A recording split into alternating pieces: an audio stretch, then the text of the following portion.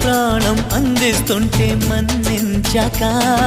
నీ మౌనం ఆపిందేమో మాట్లాడాక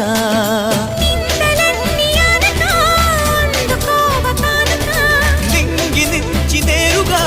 జంట చేరుతారగా విచ్చేసింది అభిసారిక ఉరిమే మేఘం అప్పుడే కరిగిందా జిలిబిలి స్వరముల చెలిమిని చిలికిన కలలై కురిసిందా